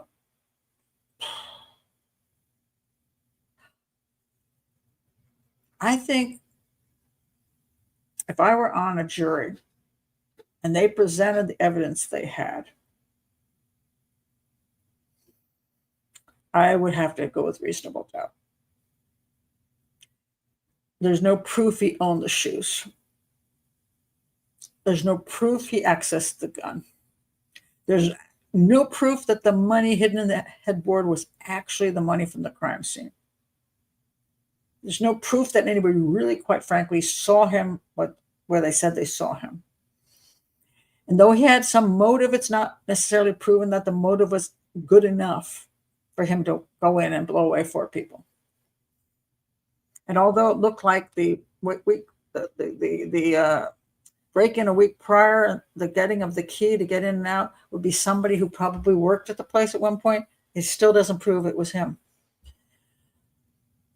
I would have found reasonable doubt. I don't know the uncle guy, the guy with the missing gun. Now that guy's a criminal, so and he did have the gun. Oh, I hear the dogs are going. You hear the dogs in the background? Somebody let the dogs out. Don't let the dogs out. Anyway, I'm coming to the conclusion, so power through the dogs. He had a gun that was like the gun. And the bullets did appear to be possibly matching the bullets that were at the crime scene. And the fact that he came up with that right at the time, oh, my gun went missing. He's an excellent suspect, although there's no absolute proof that he committed the crime either, because you can't prove that the gun wasn't stolen. And was it possible that he and Curtis were involved in some way together, in some fashion, whether Curtis stole the gun from him, or he gave the gun to Curtis, or he drove Curtis over there and said, hey, go get your money. And then it all went bad, and he fled the scene and then called the police immediately to say the gun was stolen, because he didn't want, if Curtis screwed up that bad, he didn't want the gun to come back and get him for the murders. That would be my most likely scenario.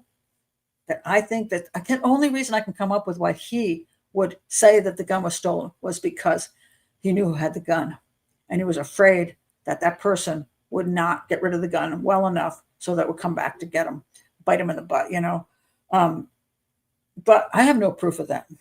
I have no proof that that actually happened. That's a theory that I would, if I were an investigator, I would look very heavily into a partnership between, in some way, shape, or form, although I can't even say what way, shape, or form it is. But I would say Doyle Simpson, whose gun went missing, and Curtis Flowers, who definitely was connected to him and had the money hidden in the headboard, and has no explanation for where the hell that stuff came from. Somehow I think the two connect in this crime. I do. I don't think that it was the two Alabama boys. I don't think it's them. And that scumbag, that total scumbag criminal, who they looked at right away. I don't think it was him either, because I think if they had evidence, they would have nailed him, and they wouldn't have gone after Curtis. So that's my theory. But it's still a theory, and I don't think the prosecution proved it in court well enough. But I wasn't in court, mind you. I wasn't there. Why the jury convicted him? It may be because all those people in town said they saw him running from the crime scene and all over the place, and they thought all these black people wouldn't be stabbing Curtis in the back. They must be telling the truth that they saw him. And maybe enough of the other stuff was suspicious enough that they believed altogether that circumstantial evidence meant he was the guy who did it. I wasn't in the court to see that, so I can't say. But from what I know from outside, and only from outside, at this point from outside, I would say I would not find him not guilty. Not because I didn't believe he might have something to do with it, along with this little nice relative Doyle, but I don't think the evidence was there. I don't, at least from outside the courtroom. I'll go to your comments. Inept counsel. I don't know. Everybody always says inept counsel. They say that all the time. I don't know that the counsel is as inept as people claim. A lot of circumstantial evidence against Curtis, but not a lot of actual evidence. And I think that's true. But again, circumstantial evidence can be enough. But was it enough in this case, from what I have heard? Because the witnesses, now at the time, the witnesses were believed not to be a lying bunch of people. So if you go to the podcast, you'll think, oh, they all reneged on everything. They're like, oh, we recanted. I didn't mean it. So again, were they lying then, or are they lying now? Because history has changed and they don't want to come off as being bad people. So they'll just blame it on the police pushing them into it. I don't know. But if I were in the court and heard all those people, all these 12 witnesses claimed that they saw him in these different locations, especially the one that said he was running away from the crime scene. And then his relative having the missing gun and the money found, and he was the one with all the circumstantial evidence does point to his involvement in some way, shape, or form, and possibly to Doyle's involvement. So I can see why maybe if I were in that courtroom and I was convincing enough, I would say he was guilty. But from outside, all I can say is, I don't know. But I won't say he's innocent either. I think that jumping to that conclusion is, and again, this is people say, well, he wasn't convicted. He's been released. He's been exonerated. You can't say he's guilty. I'm not saying that. I'm simply saying that I also can't say he's innocent. And I can't. Just because you've been exonerated doesn't mean you're innocent. Just don't know. Circumstantial evidence convicted Donna Adelson. Some circumstantial evidence is perfectly good for convicting somebody. I mean, people always think circumstantial evidence isn't enough. It can be enough if you have the right circumstantial evidence that absolutely pins that person to being the only person who could commit the crime. In this case, it's a little vague. Yeah, it's just a little vague. So I don't know. But what I don't think is probably true. I don't think Curtis Flowers was focused on because he was Black. I don't think that was a racial issue because actually in this crime there were all the other suspects are Black too. But I don't think that was the reasoning. I think the reasoning was because of his connection and his uncle, who happened to be Black, also going missing with the old gun. So I don't think there was racial stuff there. And in the jury selection, I just think I don't think the prosecutor was being racist. I think he was just trying to win his case. Now, unethically, mind you, and again, maybe unconstitutionally, but it doesn't necessarily mean it's not quite the motive behind it, So, and I think the whole issue of racial injustice, when it comes down to selecting a jury, whether it's an all-white jury, all-Black jury, mixed jury, whatever the heck it is, I say the whole jury system I think is screwed, and I think it needs to the civilian jury system needs to end in the United States because you can't get 12 people off a bus stop, as I call them, 12 people off a bus stop, totally untrained, have no clue about anything in criminal profiling, crime scene analysis, forensics, all that stuff. They have no clue. They're brought in off the street. And these poor people are then forced into usually really some of these trials, like long trials, a month or two, taken away from their life, away from their families. Some of it's boring as hell. And they have to see gruesome crime scene photos. And then they have these two sides, a prosecutor telling them this and the defense is telling them that. And the expert from here is telling them this and the other expert is telling them the opposite. And they're trying to figure out who's telling the truth. And they have no training. But they only allow people to testify who have massive training. But the people who are trying to decide who's telling the truth over those experts have no training. It's nonsensical. A lot of emotion is brought in, racial issues are brought in, just all kinds of political issues are brought in. You name it, it's brought in there by lay people, and they can't help it. I mean, they're humans. So I believe a professional jury system with properly trained, not just judges, but actual people gone to training in criminal profiling and crime scene analysis, and they become a juror. And they're selected randomly to be on certain trials, and you do trial after trial after trial. So you're not obsessed with any particular thing, and you have the knowledge to say, this person lied to me. This expert is not telling me the truth. This is trying to snooze me. And I think it would shorten our trial times because the defense attorney is going, I can't play those people because they're all professional jurors. So he can't do the nonsense and all the theatrics, the dog and pony shows, that go on in these cases. These not Joe Baez, what's the name? I forgot his name. Jose Baez would never have been able to get away with what he got away with in the Casey Anthony case because he would have had a professional jury and it wouldn't work because that professional jury would have seen she was guilty and he couldn't play that. Oh my daddy, you did. Yeah. So will it be perfect if you have a professional jury system? No. And everybody says, oh, but they could be bribed. Well, so can everybody else.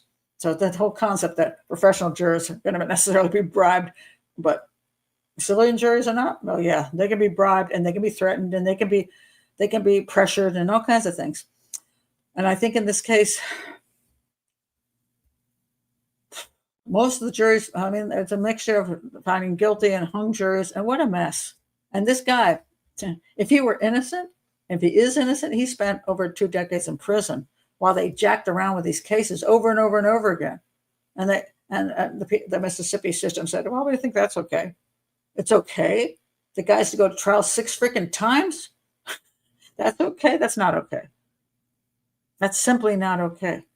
If you can't come to a conclusion properly, and you have to keep having misconduct stuff and hung juries over and over again, and he still sits in prison while you dick around with all this stuff. No, it's not okay.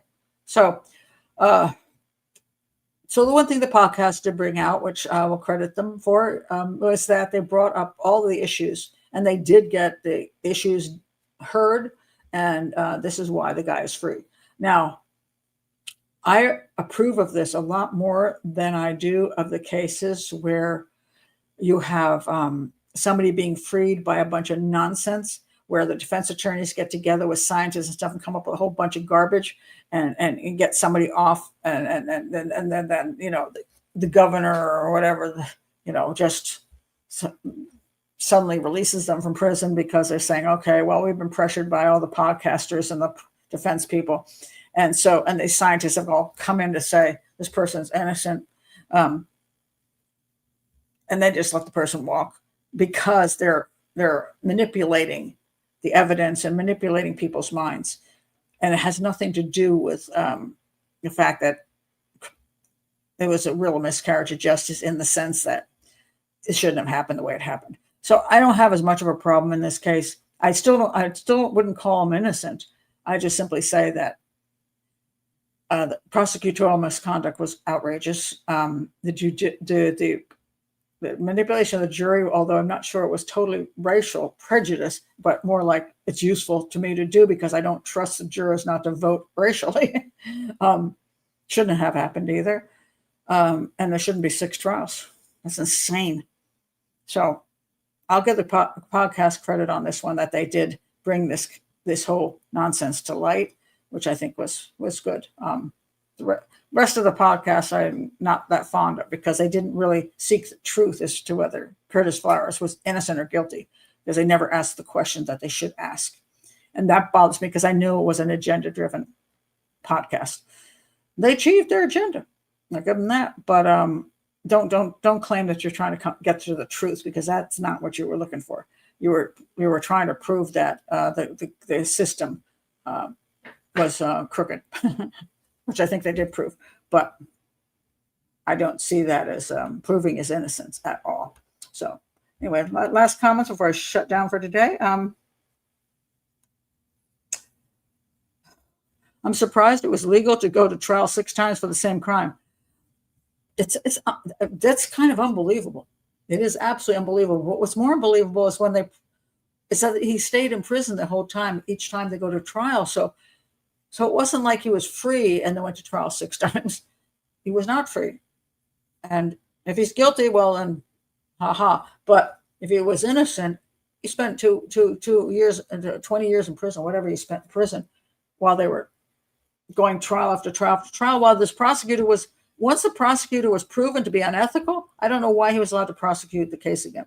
I do not. Carla says, thank you for a thoughtful, logical look into a strange case, Pat. Deeply appreciated. Thank you, Carla. It was very fascinating. It's like Guinness Book of World Records. It might be. It's crazy. Absolutely crazy. Thank you for pointing that out, Texas Redhead. I feel sorry for the families of the victims having to keep going through the trials. And in the end, I'm going to say this. They had to go through over and over and over again. It never ended for them. But then people say, well, what about Curtis Flowers? If he's innocent, it never ended for him either, which is true.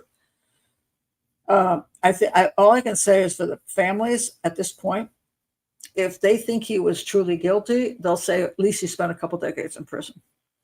If they think he was he wasn't the guy, it wasn't ever proven he did, and they're not sure that he did it, they're going to be pretty pissed off that the state took 6 trials to get nowhere. So, yeah. Just checking any other comments you have before I take off. Penelope says, I just rolled in. I'm on a train in Liverpool. Well, I hope you had a great time.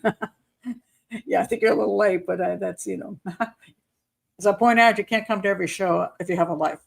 So I just realized that. That's so funny. I'm looking at my face now, wondering why it's so dark on the side. I realize I forgot to plug in the lamp over here. It's like, okay, it's atmosphere. He sounds racist. Not necessarily. It's a really tricky thing, racism. And I say this having a family of very mixed races.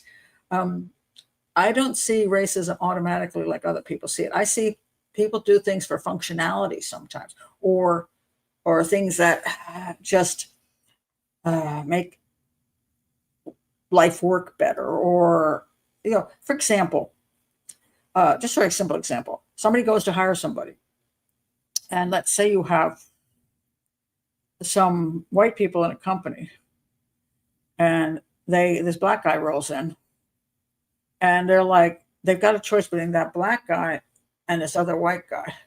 And the white guy shares a culture with them, shares music with them, understands what they're talking about. And the black guy has a different culture, and they don't feel that comfortable. So depending on how much they're going to be interacting with that person, they may just lean toward the white guy. And guess what? It happens the exact opposite. If you have black people hiring in a company, and a black person comes in and a white person comes in, they're more likely to hire the black person for the same reason. It's cultural. So it's not always racial. It can be very cultural. If you have a person who is black, who's hiring, but they grew up in a neighborhood which was culturally white, they might hire the white person before the black person. So again, it's not necessarily racial, it's cultural. So, and then it can be practical in the terms of when you're getting a jury. I mean, why am I never allowed on a jury? That's because of what? Because I understand crime? Because I have a brain? I mean, why am I not allowed on a jury? Shouldn't it be unconstitutional to toss everybody who's got any level of training off of a jury? Is it right for them to say, okay, I've got the choice between, you're a defense attorney, I've got the choice between, and I know my guy's guilty as shit, mind you, I got the choice between Pat Brown, the criminal profiler, or Mary, whose son has been to prison twice, and she's a florist. Who are you going to pick? You're going to pick Mary the florist, not because you're anti who I am, but you know that if you want to win that case, you need Mary and not me, because you know your client's guilty. So sometimes it's just practicality. And we see these things through these lenses sometimes, which aren't necessarily accurate. Now, they can be. I'm not saying racism doesn't exist. I'm not saying that. I'm just saying that there's sometimes reasons for them to do what they do, which aren't exactly. The fight may be that it's wrong to toss black jurors off the jury. Well, but the reason it was bad with him was that he actually lied about them to get him off the jury. That's why I say the guy was unethical as all get out. He should not be a prosecutor. He should be thrown out of the whole thing, because he didn't have a black person who was somebody he had a right. As far as when you're trying to get rid of people, you have to have some valid reason outside of race to get rid of them. But he didn't have the valid reason. He didn't want them on the jury because he thought, as a black person, they would find his client, they would find Curtis Flowers innocent.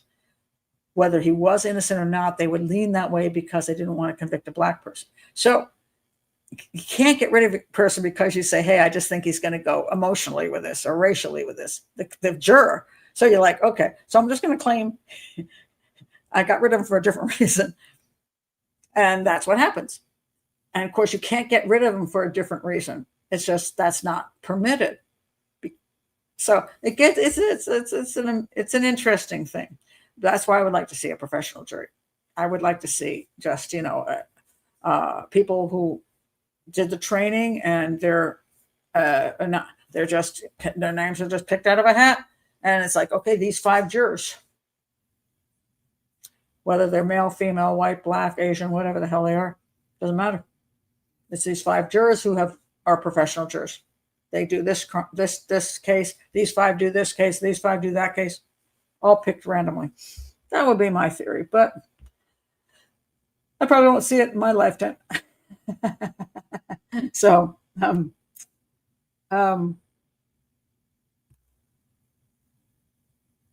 this is interesting. Well, our county started having jury pool based on driver's licenses instead of registered voters. That's interesting. Wow. Huh. This is the original theory. Historically, you're correct, Christoph.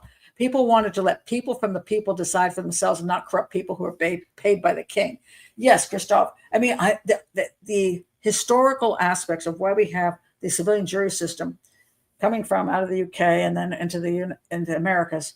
I understand the concept, and maybe back in the day it made sense. But what I'm seeing today is it does not make sense at all.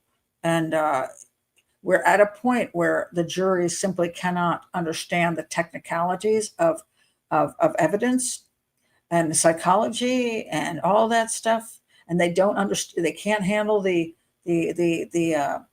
cleverness of these both sides to manipulate them, and they have I say emotional, political, racial reasons all crawling around in their brains when they come into court because they're not trained for this. They're just regular people, which everybody says, "Oh, that's wonderful," but I don't get the concept, because at this point in time, it's one thing if let's say you get 12 people together to decide what pizza you're going to have at the school. Okay, first of all, it's not critical. So the 12 people say, maybe we should only have cheese pizza because some people don't eat meat. And somebody will say, well, what if we have, and then they'll have a discussion. And whatever determination is made may not be popular with everybody, but it's also not going to destroy anybody's life. But when you get 12 people choosing whether somebody ends up in prison for life or gets executed, or the victim gets zero justice, it is the most critical thing possible. You would think you want to have the top people to analyze the case to make that determination, not 12 people of a bus stop, well-meaning though they might be. And you could have, this is the problem, you could have people say, well, you're just saying bad things about people who are lay people. No, you can have some really smart lay people. But anybody who's been on jury knows, anybody who's done anything with a group of people knows that you can be there, and let's say you get 12 people, and 7 people are doing real good, and then those other 5 people are idiots. You're like, and their logic is not there, and they're like, oh, well, what about this? You're like, oh my God, you're making no sense. And you only need one person in the United States to have a hung jury. So you can have 11 people right on the money, and then there's one person going, I don't think so. So it's nonsensical. And I point out, if you would never allow 12 people to determine what kind of brain surgery you should have, because you're like, okay, well, you're going to listen to these 2 different brain surgeons, and you're going to decide which brain surgeon is telling the truth. And you got 12 people deciding for you which brain surgeon is going to do what kind of brain surgery. Would you be comfortable with that? You'd go, well, heck no, these people have no medical background. How can you expect them to understand what the brain surgeons are telling them? Duh. Yeah, that's exactly the problem. 12 people decide how your car should be fixed who aren't mechanics. None of that makes any sense. So, but yet we do that with human lives. And I'll say it over and over, probably till the day I die. We need a professional jury system, regardless of history. It's not, if it's not logical, it's no longer acceptable, in my opinion. But that's just me. Thank you very much, Penelope. That's my soapbox. I go on it every once in a while. So, you're on camping. That's camping. That sounds good. Go enjoy yourself. When are you going to come out with a T-shirt that said 12 people off a bus stop? I have decided never to do merch. I know I have been contacted by so many people that I should have merch, and and I really truly appreciate Christine, who gave me this criminal profiler Pat Brown thing. But that's just a personal gift. I've decided never to do merch because I find that I'm not really a true crime person, and I'm not really fond of true crime in general. I think, like Crime Con, I find absolutely revolting. That you get all these people there and they're just coming there to cheer on true crime, and it just makes me want to throw up. It's like, this is no, and we shouldn't be selling. Actually, we shouldn't be having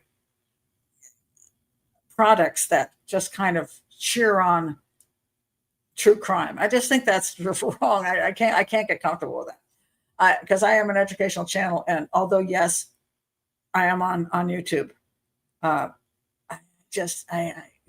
just can't do the merch thing. I just think it's just, makes my skin crawl, shall I say. So, yeah, so that'll never happen, although it would make a good t-shirt.